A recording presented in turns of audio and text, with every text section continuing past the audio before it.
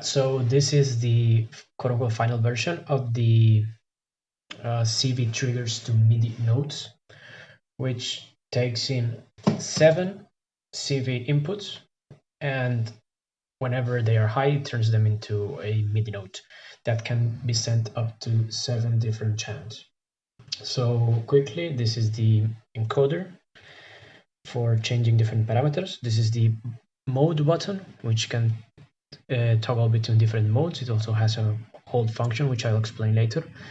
These are the 7 buttons, which will either toggle the mute states, trigger notes, or change the MIDI channel. And we have a little screen that shows, it's an OLED screen that shows the current parameters of the channel you're on.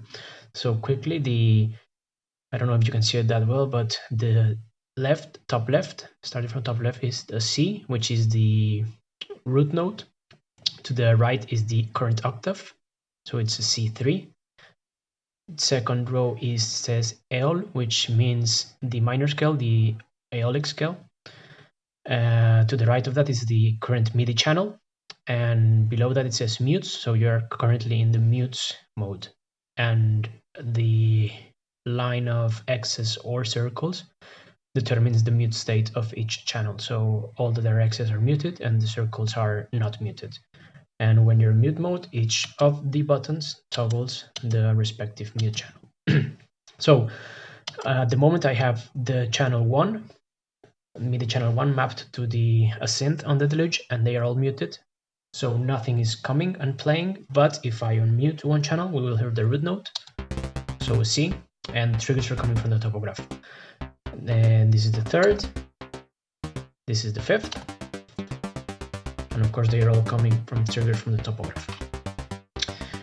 If I wanted to change the octave, I'll just do it in mutes mode. We'll use the encoder, and we can change the octave. You can see it changing there. If we want to change the root note, we change the mode to notes, and then we can change the root note. And if we want to change the scale, we hold the button. There we're changing, so it has all the main scales plus an augmented scale. So let's just stay in Doric. Now, all of the settings are on a per channel basis, so each of the 7 MIDI channels holds its own state. So that's the key, the octave, the scale, and the mute toggles.